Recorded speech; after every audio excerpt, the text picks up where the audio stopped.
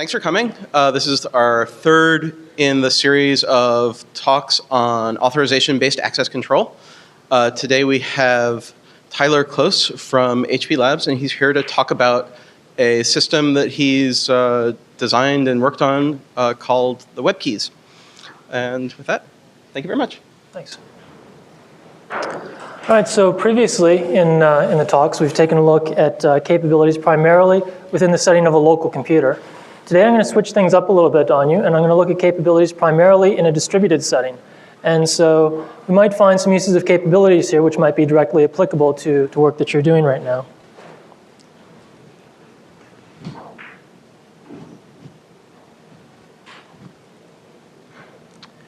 So Alan Kay once set a very high design standard for languages and other systems. Simple things should be simple, and complex things should be possible. It's a pretty high bar to meet. It sets the bar pretty high. But once you find something that meets that criteria, you've really got something. And the reason that we've been here giving this series of talks at Google is because we think capabilities are something that meets this very high standard. Earlier in the TechTalks series, Alan and Mark presented some areas where capabilities achieve some fairly sophisticated features that fairly feasibly. And so we've seen that using capabilities, the complex is actually fairly feasible.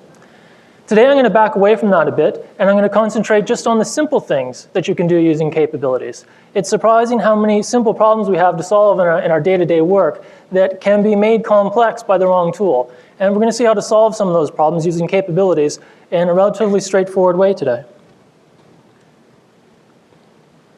So here's the talk overview.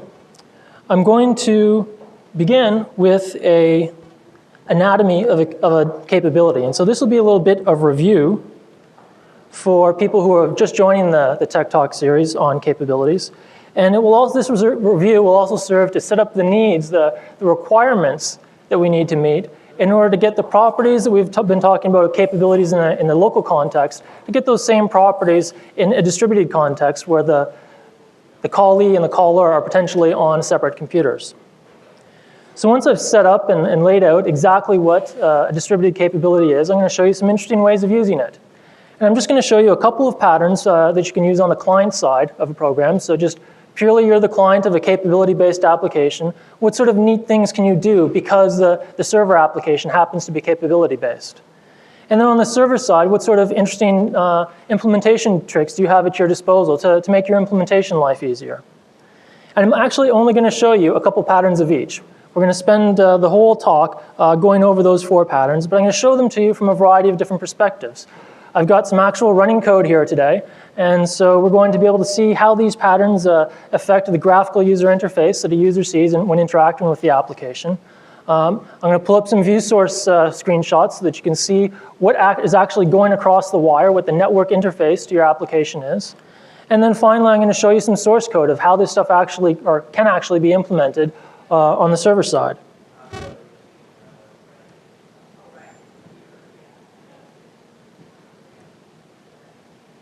So let's start with a little bit of review here. So this diagram is familiar from Alan Mark's talks. We call it the Granovetter diagram. You'll see us go back to it quite frequently because actually what it is it encapsulates very well all the properties that you need to implement in a capability system. This diagram, it's sort of the atomic unit of collaboration. So it's expressed twice up there. We've got the graphical picture of it, and then we've got what it might look like in an object-oriented language implementing what's described in the diagram there. So each of the spheres, you can think of them as being, one way of looking at this diagram is to think of each of the spheres as being an object, and the red lines as being object references, and the fat purple arrow as being a message or a method invocation. And so what this diagram is depicting when you're looking at it as a collection of objects is the implementation of Alice contains a reference that refers to the Bob object, and Alice is invoking the foo method on that, passing as an argument her reference to Carol. Now let's think about what the language runtime needs to guarantee in order for this to be a useful statement to write in the language. what we're trying to do here is set up a collaboration. Alice has pointers to the Bob and Carol objects, and she wishes to get them to collaborate for some purpose of computation. So let's imagine that Carol is a callback function, and Alice is registering her callback function with Bob, with the expectation that Bob will then deliver a series of events to that callback that Alice is interested in receiving, and that'll set up the collaboration between these objects. Well, the first thing we need to guarantee in order for that to work is that when Bob sends messages along the reference he received in the foo message, that his messages get delivered to the object designated by Alice. So when Alice passed a reference in that foo message, we want to make sure that the object that's at the end of that reference is the one that will receive the messages, the callback messages, that Bob is sending. Were some other object able to insert itself in there and receive those callback messages, then we will have failed to set up a collaboration, right? Because Alice is expecting to get some callbacks, and she'll never get them. Some other object will be getting them if Bob's messages aren't delivered to the Carol that Alice designated. So let's imagine further that maybe Carol is a special kind of callback. Carol is a callback that writes her callback arguments to a log file. And so every time this callback gets invoked, it's going to write out a line in a log file. And so Alice has authority over this log file, and Alice has been authorized, been given the permission to write out to this log file, but she now wants to delegate that access to Bob. In order for the collaboration that we're trying to set up to work, that means that the log file has to write out the log statement regardless of who's sending the invocation, Alice or Bob. So when Alice passes that reference to Bob, Alice's authorization to use that file has to travel along with it. If this weren't the case, let's say that we're using an identity-based access control system, then it might be the case that when Bob invoked the callback, which caused a log line to be output, that he would get an access denied error, and we would have failed to set up a useful collaboration. So in order to get these objects to collaborate, there are these two main features that we need to implement. On the object reference that's traveling here on this message, this red line here, it needs to provide Bob with a way to know that he's talking to the Carol that's referred to by this reference, and it needs to carry with it Alice's authorization to use Carol. If we can guarantee those things, then we can set up a useful collaboration scenario. And so now what we're going to look at is in a normal language runtime environment, just your language, your virtual machine, or your programming language provides these guarantees for you. Objects can't jump in and intercept method invocations that were intended for you. And when you pass a pointer, it doesn't matter, you can use that pointer from anywhere in your program. But now we want to get these properties in a distributed context. And so that's what we're going to look at how to do next. And we've got two slides coming up. The first one will be on setting up this authentication property. Question? Yeah, why do you prefer not to model that Bob writes to Alice's log file by asking Alice to do the final work? Well, where does that bottom out? If no one can ever do a direct delegation, where do any of the calls bottom out? You've got to forward everything all the way back to the origin every time? Well, where did they bottom out in any case? I mean, I was assuming that Alice had the ability to write to the log file already. Right, and so she wants to delegate that authority to Bob so that Bob can then write to the log file. And so Alice is stepping aside and moving herself out of the invocation chain by doing that delegation.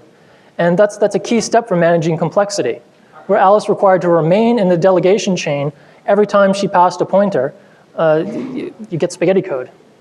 Are you going to talk about how Alice would limit the scope of Bob's authority?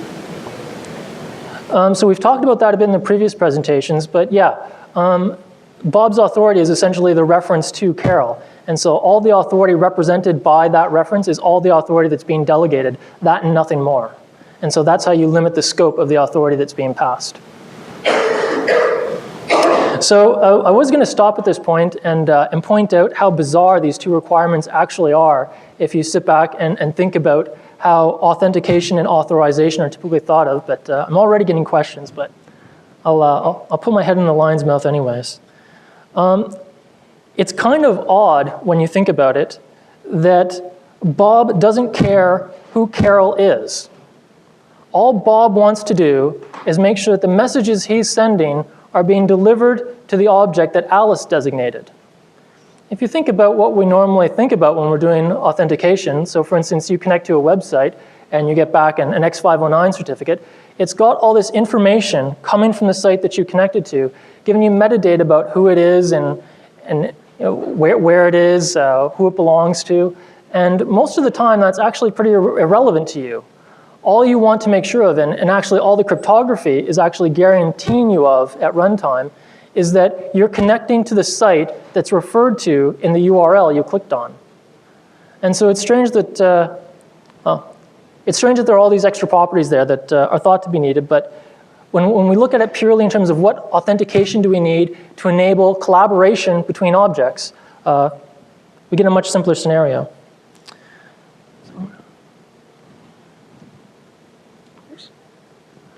All right. So we had the two properties that we needed to provide in this reference that we're passing from Alice to Bob. The first was we needed to make sure that when Bob goes to use the reference, he knows his messages are being delivered to the target that Alice intended. So we need to make sure that we've correctly authenticated Carol. So the way that normally happens on the web today is by leveraging the DNS. And so in the authority component of the URI string, you've got a DNS domain name. And there's a complicated story that explains how that domain name gets mapped into a public key, which your computer can actually authenticate at runtime.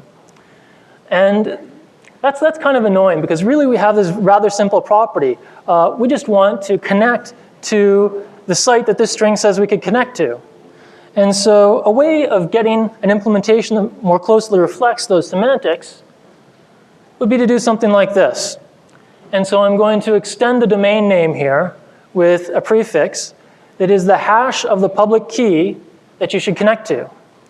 And so now when Bob's computer receives this URL, he knows, okay, well, I'm supposed to send messages to the target designated by this URL. All right, I'll set up an SSL connection, and I'll make sure that the remote side is signing this SSL session with a public key that matches this hash. And if so, I know I'm sending my messages to the target I was told to. So there's some interesting implementation bits also on this slide. One thing that may jump out at you, and that seems a little odd, is that public key hashes tend to be rather noisy things. They've got a lot of bits in them. And so I've turned our domain name from what was conceivably something that was human memorable to something which you'd probably have to write down, and it would be sort of awkward to do that as well. Well, the first point is that the vast majority of URLs that you use, especially URLs that are being used for communication between programs, are never going to be seen by human eyes. They will either be solely manipulated by programs, or they'll be hidden in href attributes in HTML. And so the fact that it looks ugly most of the time is pretty much beside the point. However, there is the odd case where you've created a new company, you've got a rather important page that's going to be meaningful to a lot of humans, and you want to write the address of that on the side of a bus. Well, this obviously isn't something you're going to write on the side of the bus. But really, was it ever the domain name that we actually wanted to write on the side of the bus? Wouldn't it make more sense that if I've got a business and I want to attract attention to it, that I would put my trademark on the side of the bus?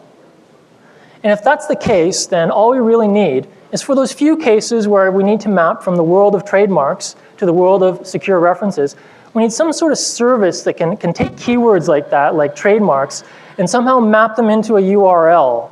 A service that could take keywords and figure out which URL was the best match for that keyword.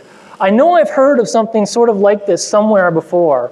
You guys are pretty smart. Do you guys at Google know anything about such a service? So I'm going to take a little break from the presentation here and push on this one little point a little bit more, because I think it's an interesting opportunity that I very much wish Google would pursue. And that is, if you look at the reality of how Google is used today, Google's a trademark repository. If I find a company that I want to know more about, I look up its trademark on Google, and Google will return to me as the top hit a pointer to its homepage. Google is the one mapping trademarks into website addresses. They're already fulfilling a role very similar to that CAs perform. And so what would happen if you put a CA-like user interface on Google search? What would happen if, let's say, you extended the Google toolbar such that it had a little field in it that when I connected to an SSL site, it got the key, the public key from the site, went back to Google and said, so who's using this public key? What trademark is it associated with? And the Google search engine would come back and say, as far as I can tell, this isn't associated with any clear trademark. Or, hey, you know, PayPal's been using that key for the last 5 years. And that sets a really different scenario for using cryptography on the web. Basically what you do is, you know, you've got a new business, you just make yourself a public key and start using it. And once you've established enough PageRank cred that you've got the Google whack for your trademark, then you start plastering your trademark on the sides of buses. And there was never any real need to pay someone else to recognize the fact that you've actually been using this trademark. You guys have a search engine that is exceptionally good at determining what's the canonical resource for consulting for a given trademark. And it might be interesting to see what would happen in the CA industry if you just changed the user interface that you're putting on that. All right, back to the presentation.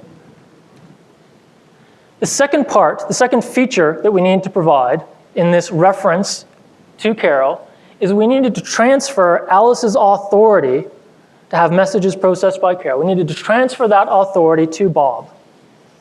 Well, in a distributed computing scenario, basically the only way of having authority is to possess a secret that others don't, some secret bits. And there are various ways of transferring it, but because of the way the web works, I suspect the most feasible way of transferring that authority from Alice to Bob, in this case, is just going to be to embed the secret in the URL. And so Alice has a URL that has the hash of Carol's public key and a secret in it that's possessed only by Alice. Only Alice knows this URL. This URL was delivered to her securely, and she can use it to send invocations to Carol. Now when she wants to delegate that authority to Bob, all she does is transfer that URL to Bob using a secure medium. So for instance, it might be over another, in this case, in the diagram we drew, it would be over another SSL session between Alice and Bob. But you could also use secure email or other options. There's a question at the back?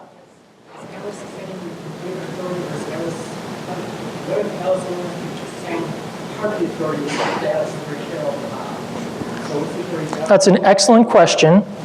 So the question was, so Alice has a bunch of authorities, and she only wants to transfer a subset of them to Bob. And for the what if Carol represents a rather complex service, and Alice doesn't want to give all of Carol to Bob, only wants to give part of Carol to Bob. How would she go about doing that? And we're going to see some patterns coming up in the next couple slides showing you exactly how to do that. So let's keep moving right along then. So this slide here just puts together what we saw in the last two slides. This is the full URL that Alice possesses for Carol, the one that she's going to transfer to Bob. And so notice that it's actually a fairly usable string. This one here is 53 characters long.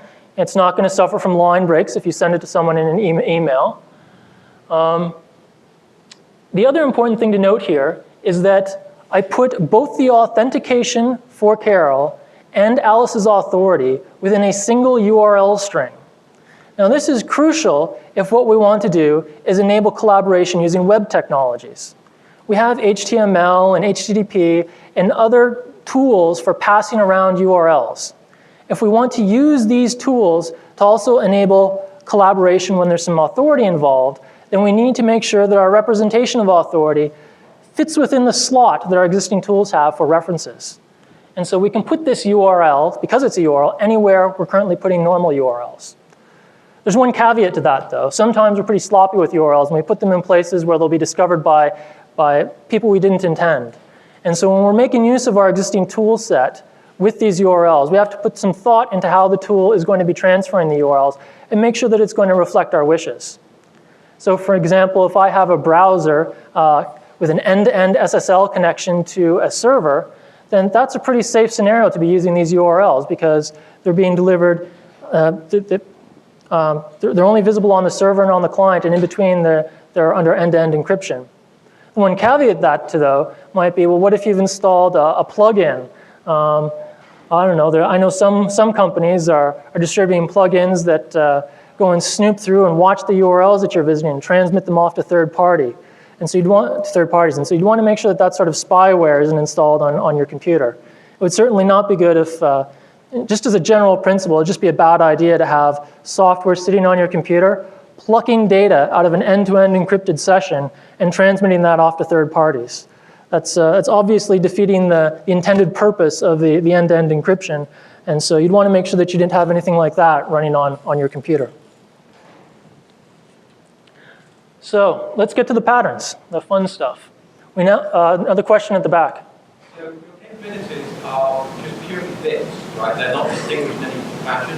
So the famous star problem, in fact, is an issue. You can't enforce multi-level security because they can leak capabilities. Yeah, so keep in mind that at the start of this presentation, I said we were going to be talking about capabilities in a distributed context. The star property doesn't make any sense in a distributed context. The only way to implement the star property is if all parties are using the same computer, and that computer can therefore put checks on how those parties can communicate. If you're in a distributed context, I have my own computer, you have your own computer, I've been given some authority by a third party, there's anything he can do to prevent me from transferring my authority to you. Okay, and so the star property is just irrelevant when you're talking about distributed computation.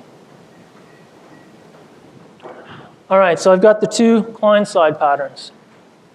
So the first one we're going to look at is actually the one we had a question about. So what happens if the thing that I want to delegate actually represents more authority than I want to delegate? How do I cope with that? And so I've got an interesting story here. One of the members of our group was recently at a conference, and one of the principals at one of the major e-commerce companies was giving a speech, and in that speech bragged about the fact that their services were so sophisticated that some of their implementations were testing the limits on the number of methods their compiler would allow per class. So that's the world we have to live in. We have people out there that are going to design services like that, okay? And so what we need is a collaboration paradigm that's going to allow us to cope with the existence of those designs. Keep in mind, this was a major e-commerce company that was doing it, and so I might have very good business reasons for wanting to interoperate with this very poorly designed service. I need to do it, and so I need a tool that's going to make that as easy as possible for me. So the question that was asked earlier, how can I decompose this huge chunk of a thing I've been given into something that's smaller and usable for me? How do I get at the part of it that I want?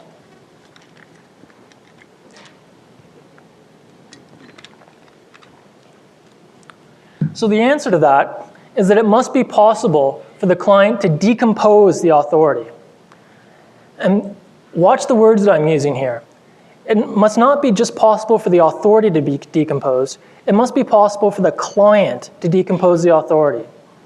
So as an engineer of questionable skill, you've designed a web service that represents a whole lot of authority and passed to me that authority. As an engineer of somewhat greater skill, I need to be able to decompose that authority without any help from you. Because if I require your help, I'm not going to get it. And so how do we cope with that? Well, this is actually a fairly familiar problem for you guys here at Google. So we've encountered this problem in the past. So Google has this wonderful thing where I can ask it for a particular kind of information, and it can give me back a page of search results that are only related to that information, giving me direct links to those pieces of information out of the whole web. And it doesn't matter how bizarre and convoluted the site's navigation system is, Google can make that site's content accessible to me, even though the site doesn't make it accessible. That's amazing. How does Google do that?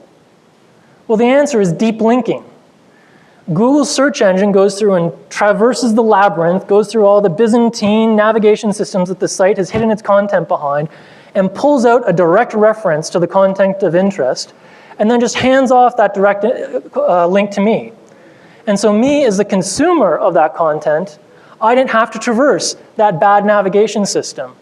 I didn't even have to know it existed. Google just traversed it for me and gave me the direct link. So to solve this problem here, we need something similar. We need an access control mechanism that supports deep linking. And that's what capabilities are. So the way you build up your application, the way you make a network interface to a capability application, is you construct a reference graph. And a client interacts with the server by traversing that reference graph, sometimes invoking methods, sometimes just doing a get, and finally coming out with a thing that's of interest. And then we can do the Google trick. We can take the capability for the thing that we found, the thing of interest, and just pass that off directly to the person we want to delegate to. So now I'm going to actually show you some code. We're going to see an example of doing this.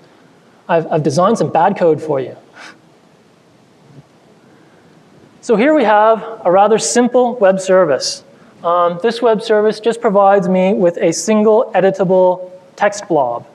And so I can go in here and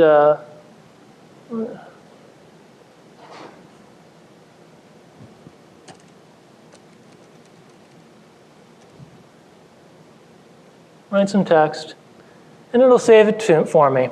And I can connect to this from any computer and save some more notes here. And that's sort of a useful thing to have some place where you can write some notes. But it's not as useful as I'd like, because when I connect to this thing, I've got read and write access on it.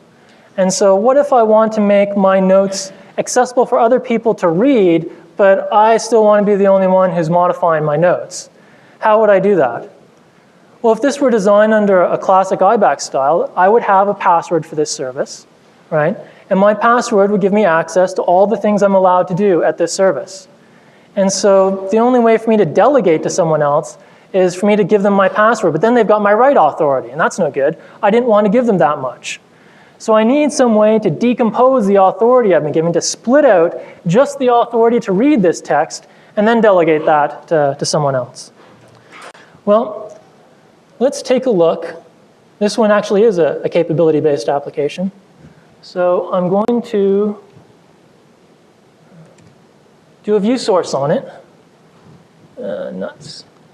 Come down, come down. All right, I think we can see enough of it. Firefox has decided to put the window way up and away.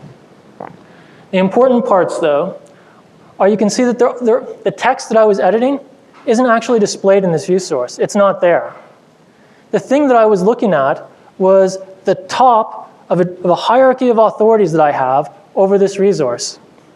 And so one of the authorities I have is the authority to assign. So you see I've got this other key here. And so when I hit save text on that form, it did a post to this URL here, overwriting the previous text with the text that I had just written. But then how did the form get initially populated with the text that I wrote earlier before coming here? Well, it fetched that text using this authority here, the value. And so it did a get on this URL here, and the server returned to it the current text that's being stored for this editor. And so to delegate to someone else, let's say just to delegate that read-only authority, I'm going to decompose the top-level authority. So I was given a capability that referred to this editor object.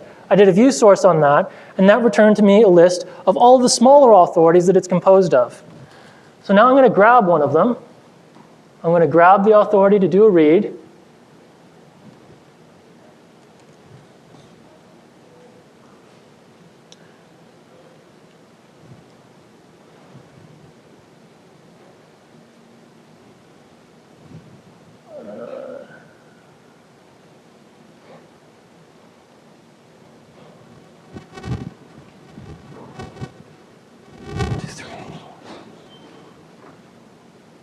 I'm going to do a little URL concatenation here, which under normal circumstances is done for you by your browser. And so I just took that authority that I plucked out of the hierarchy there, and I did a get on that. And you can see that all I've got here is the source. So let's do a view source on this one. And Firefox has put it off the screen again. Tyler? Yeah? I've taken your browser out of full screen. It's not in full screen mode. Actually, I know what I might be able to do. Maybe I can... Nah. Anyways, the only thing that's in this view source is the text. There are no more authorities in this source. Yes? So do you Does a web app have to publish a schema of allowable capabilities that client can have, or I mean, each resource has, and what you can do with the resource? Well, it depends. So if you want other people to write software that's going to interact with yours, then it's useful to tell them what sort of things you have to interact with. And so you might publish a schema that says, when I give you this top level authority, if you do a get on it, these are the following smaller authorities that you will get. And so then people can use that information to write clients which will interact with your server. And so it's a useful thing to do, but I wouldn't go as far as saying required. Another question? I got the key to do my friend. Yes. And so that was the other property that we wanted in these base references. We wanted to make sure that if I have the authority to do something, I can pass it to you, and then you can do it in exactly the same way that I could. And so that's a good thing. Exactly. And that's where we use these core patterns here to build up abstractions that do those more sophisticated things using these simpler units. And so what I've been showing here is a direct delegation. In Mark's talk, he talked about a pattern called the caretaker. And the way that works is I've got an authority that I want to delegate to you, but I may want to take it back at some later time. And so what I do is I construct a new reference that all it's going to do is forward any messages you send to it to the underlying reference. Okay? And I pass that newly constructed reference to you. And so now you can use that reference exactly the same as the original. In fact, you can't tell the difference between it and the original. But then when I decide, hey, I'm tired of collaborating with you, I'm going to cut your access off, I kill off the reference that I sent to you so that it no longer has a pointer to the underlying one. And so when it tries to forward messages now, it's forwarding them into null, and nothing happens. And so I've actually got the caretaker pattern implemented in this simple web service that we've been playing with here. And so I'll take a little break again from the presentation just to show you that. So the way that works is, if you can see the key up here, this key starts with the number 3. And so were you guys to connect to this URL, you would have the same authority over this object that I do. But let's say I wanted to give you temporary access. I wanted to construct a caretaker for this capability. What I can do is click this deputize button. And what that does is it constructs a caretaker and returns all of the proxy references that will forward to the underlying ones. And so if we look up there in the URL bar now, we've got a new key. This one starts with the letter M. And so were I to give you this capability, you would be able to come down here and say, aha, Menitine. And I said, well, haha isn't really a very useful comment to make. I'm going to revoke your access.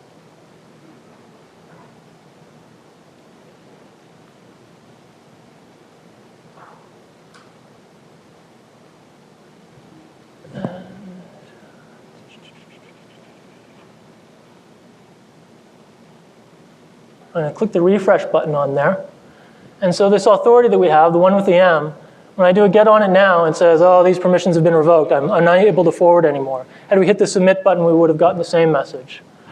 But I can still go back to the original one here. And if I refresh on it, it's still good. Your comment that you entered is still there. I can delete it now if I choose. But my authority is unaffected by the fact that I created and then revoked your access to this object. And that's a very simple and accurate demonstration of how the caretaker pattern that we were talking about last week works.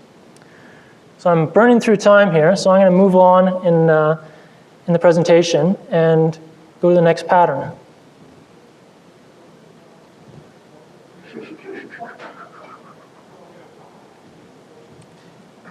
Oops. So another useful thing to do on the client side, what I just showed you was, well, I've got access conceptually here to all these invocation points on the server. There's different places where I can send invocations, different parts of the graph I can navigate to, and I can pluck out my access to one of those. And so you can think of that as plucking out the entry point to an operation. Sometimes another useful thing to do is after I've sent a request to the server, I want to pluck out my authority to receive the response to that request and give that to someone else. And I might want to do that because I want to protect my authority to issue the request, but I'm going to let someone else handle handling the response. I want someone else to do that for me. And so one of the things you get when you've got a capability protocol for interacting with a server is you've got the ability to reify a promise for the response to a request. And there are different ways of implementing that. In the system that I use, the way it works is the client, when it sends in a request, can associate that request with an unguessable secret. When the server receives that request, it will hash that secret and associate the response with the hash. And so essentially the hash of the request secret becomes the response secret. And now anyone who knows the response secret can fetch the response. And so as a client, one of the things I could do is I could issue a request. And since I generated the request secret, I know it is, so I can hash it right away as soon as I've generated the request. And I can pass that hash off to the person that I want to delegate the response to.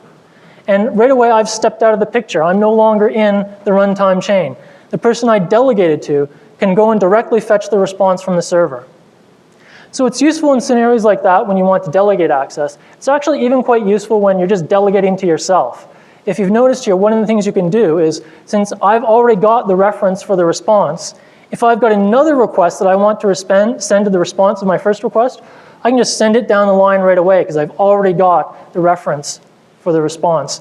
And so you can pipeline out your requests in this way, and you get some substantial runtime savings doing that. It makes a noticeable improvement in a distributed application because in a distributed application, latency is your biggest enemy. Another question at the back. What if the request doesn't reach the server before the request on the other side, the hash of the... Yeah, so the person who has the hash gets a 404 when they try, gets a not found. Well, maybe the network And connected. Yep. And so you might have lost the connection before the request got there. You might have sent the hash to the other guy faster than the request got to the server, and he beat you to the server with the hash. All kinds of things like that might happen. And so in that case, if the other guy wins, he receives a not found from the server because it doesn't know about that reference yet. And so then there's a recovery protocol where the person who receives the hash remembers who he got it from. And so he goes back and says, hey, you know, the hash that you gave me didn't work out. Give me the response that the server sent you.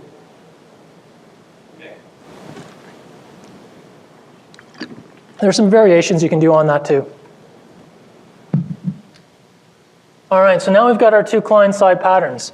You'll notice that they're all delegation patterns. When you're trying to get pieces of software to collaborate, that's all about delegation, right? Me collaborating with you means me giving you some of my stuff and you give me some of your stuff, and that's delegation. And so all of this is about easy ways of doing delegation using capabilities. Oops. Damn. All right, server-side patterns. So a common problem you have whenever you're doing any kind of software engineering is part of your server might be sort of like a state machine where there's a certain event that has to occur before a subsequent event makes any sense. And so you've got a race condition in there where if that second event somehow occurs before the first, you've got a bug in your server. And you know, I can tell you that chasing down bugs in server software, these kinds of bugs represent a substantial portion of the bugs that you're chasing down and trying to fix. And so how do we go about solving this problem when we're using capability software? Well, the easy thing to do is to say, well, if I don't want that second event to occur before the first, then I don't produce the reference for the second event until the first one has happened. And so event A, when it gets processed, it returns a reference that can be used to cause event B. And so what I've done there is I've taken this causal relationship, this timing problem that has to be solved in terms of when things are happening in the system, and represented that constraint in the way the reference graph is being constructed. I've taken a timing problem and turned it into a reference graph problem. And so that's one of the common patterns you'll see when you're doing capability-based design. It's representing everything in terms of the reference graph. Earlier, we saw how to solve an access control problem by the shape of the reference graph that was constructed. And now I'm going to solve a timing issue using the way in which that reference graph is constructed. It's the common recurring theme here that you'll find is that a reference graph is a very powerful tool for representing constraints, a very flexible tool and an easy one to use. And so I've also got, I'm just trying to 15 minutes. I've got an example of this code here as well. And so I'll show that to you real quick.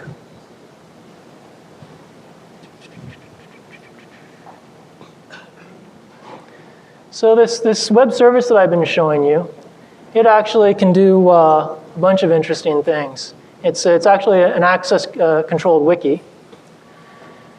And so I'm going to create a new entry in this wiki here.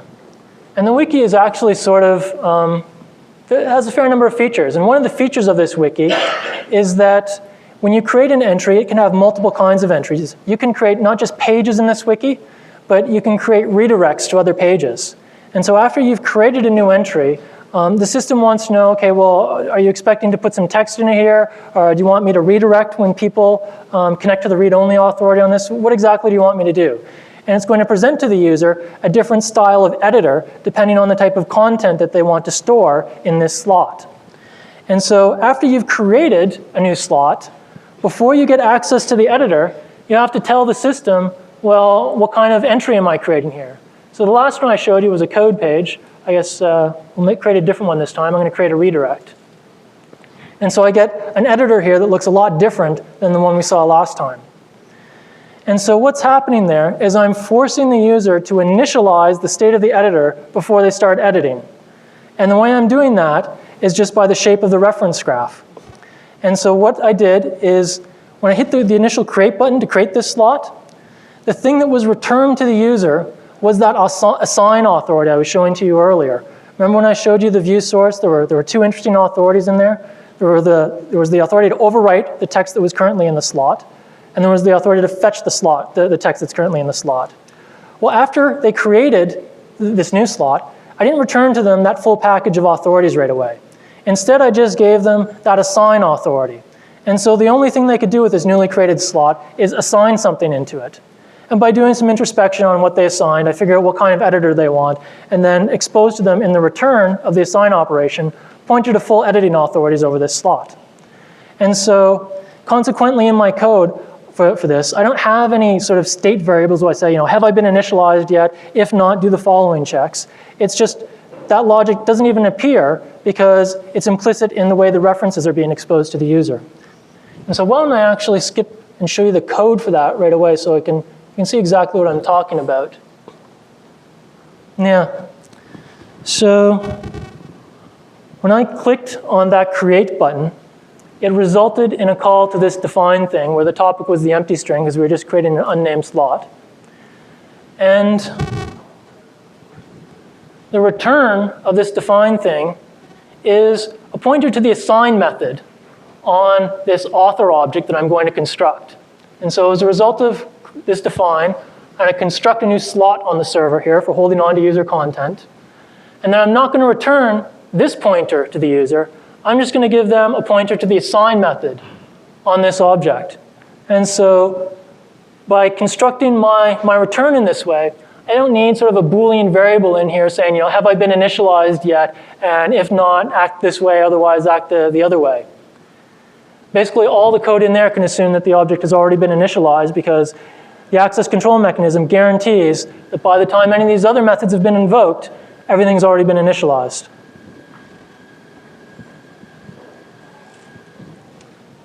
All right, I'm going to go back and do our final pattern here.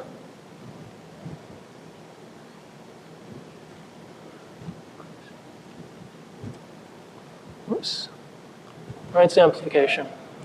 All right, so one of the things you may have noticed when I showed you that graph of authorities that you get from the editable text blob is that there was sort of a hierarchy to these authorities. I started out with a very powerful authority, the ability to read and write this blob of text. And then when I decomposed that, I got less powerful authorities. I got the ability to read and the ability to write and some other authorities for creating caretakers. Well, that's useful so long as it's okay within the sense of the application to always be deriving less powerful authorities from the powerful ones and having that structure of authority. But sometimes for application reasons, it's interesting to be able to do the opposite. You've got a less powerful authority, but you'd like to provide the user with a convenience link to a more powerful authority.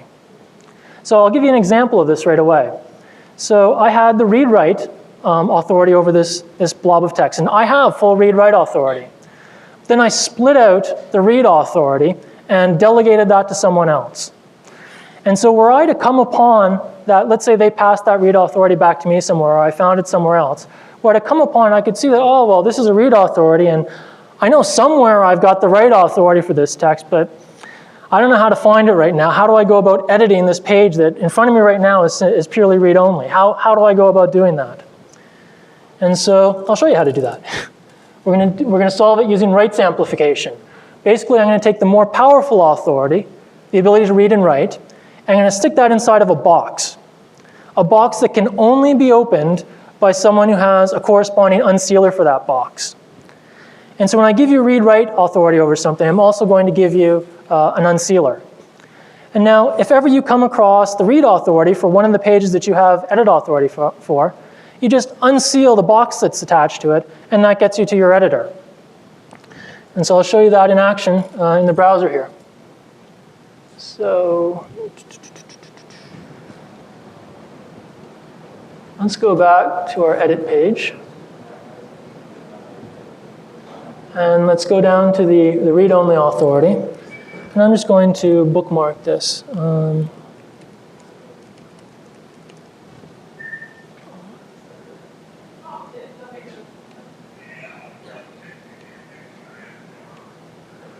So I've got this reference here for the read-only authority, and I'd like to be able to edit this because I want to change the content, but I don't have my editor accessible to me right now. So since I'm the creator of this wiki, when I first created this wiki, I got the special unsealer authority. And so since this is my wiki, even if I delegate write access to certain pages to other people, at the end of the day, I get to decide what goes in here because it's mine. And so when I created the wiki, I got this edit authority. And so what I'm going to do is take this read-only authority here and send it to my unsealer. And it's going to unseal the box that's associated with that read-only authority and put me in the editor for it. And so this is what's called rights amplification. And so whenever you get yourself into a scenario in your application where you've got the user in a very low power situation where they've got a very, very small amount of authority, but there's some other more powerful authority that's relevant or applicable to it, you can put a nice user interface on that by just sticking those powerful authorities inside of a box on that less powerful authority. And then you've got a fairly convenient user interface, as you see there, for getting at those authorities. Question at the back again. When you say box, is it an encrypted string inside the result return, or is it actually a capability you invoke? And is it a client-side operation? Yes. Okay. To both answers, both questions rather. So the way this is implemented here is the box is just an opaque object that has the powerful authority encapsulated inside of it. And there's another object, the unsealer, which is the only object which is able to break encapsulation and pluck the powerful authority out of the box. That's the way it's implemented right here. As you very quickly figured out, though, you could also implement this using cryptography. And so I could serialize the powerful authority, encrypt it using a public key, and then the unsealer is the private key. And so you could do these unsealing operations without any network round trips.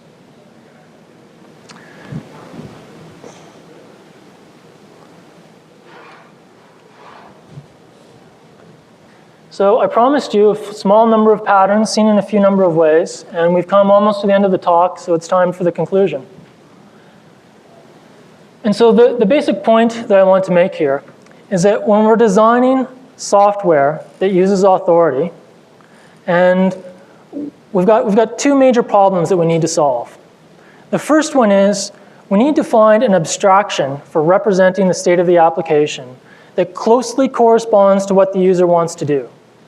If the abstraction that we create doesn't closely correspond to what the user wants to do, the user ends up making decisions that we don't expect in the user interface, and we end up calling them stupid users.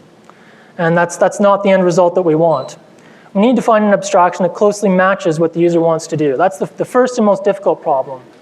Once we've done that, we then have to create an implementation that as faithfully as possible implements that abstraction. And if we fail there, crackers will let us know about it. So those are the two hard problems we face. And the point I want to leave you with is that reference graphs are a very powerful language for thinking about both of those problems. In trying to come up with an abstraction that meets what the user wants to do, you've got a very flexible language when you're thinking in terms of reference graphs. And then when you're implementing that, there's a straightforward, as we've seen here, a straightforward way of implementing the precise semantics of what references mean. And so we can get ourselves some fairly strong auditing guarantees that we've implemented what we thought we implemented. And so that's the point I want to leave you with. And thinking back over the patterns that I showed you how to structure information using a reference graph. I showed you how to implement an access control policy using a reference graph. I showed you how to solve a causality problem using a reference graph. And if you think about it, solving that, what actions are you allowed, does this application support? And then in what order are these actions allowed to happen? And that covers a fair amount of what's involved in designing an application. And so I think we've gotten a little taste of just how powerful it is to think in terms of these reference graphs and implement them with capabilities. And the other neat thing about capabilities is that you guys very obviously like whiteboards, and drawing graphs on whiteboards is very easy. And it's a wonderful thing to have a design review when you can go and draw your design on the whiteboard, and criticizing it is a matter of erasing certain lines and repositioning them in another place. And you can be very specific with other designers about how you're intending to change the system, and have very productive meetings. At least we found that to be the case. All right, so I've got 4 minutes left, and I'll open it up to any remaining questions. Yes, another question at the back. I have a question. You described delegation where Alice is delegating for your Carol Bob. If you implement it into this system in the caretaker pattern, can you do that without story? Where's the caretaker? Is the caretaker going to Alice? Or story players always license to go through Alice between Carol and Bob? Where could it be? Where's the... So that's one possibility, is that... Right, sorry. So the question was, I understand the caretaker pattern. I can see how that lets me create revocable delegations. But what are the implementation implications of that? Where does the caretaker object live? Where do I have to host that? What does that do to the network traffic? That's a very good question. And so the first answer that the questioner suggested was that, well, if Alice is going to send a revocable delegation to Bob, then one place to host the caretaker would be on Alice's host. And so that means that when Bob wants to message Carol, all that traffic is going to end up going through Alice's machine. And that very well may not what you want. However, in the example that I just showed you here, the server, the equivalent of Carol, the text editor that I showed you, it had built into it the ability to create caretakers on the same host that was hosting the text blob. Okay, and that was functionality that was sitting on the Carol server. And so in that case, Alice instructs Carol to create a caretaker, and then Alice delegates the caretaker that resides on Carol's machine to Bob. And now all the network traffic is just going between Bob and Carol's machine, the same as it would have otherwise.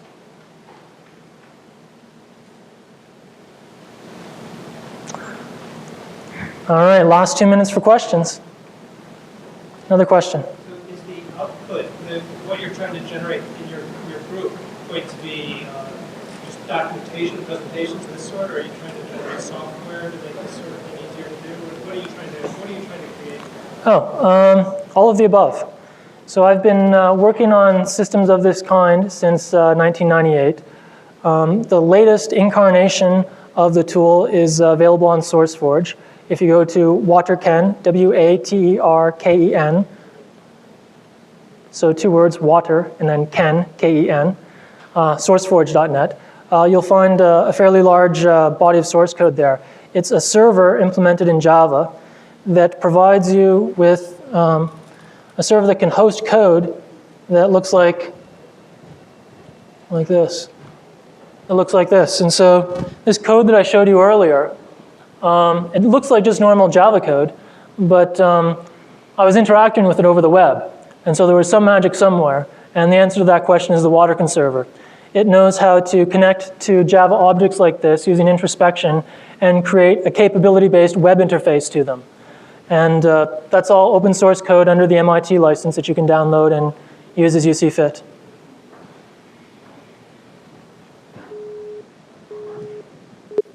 There I am. Any more questions?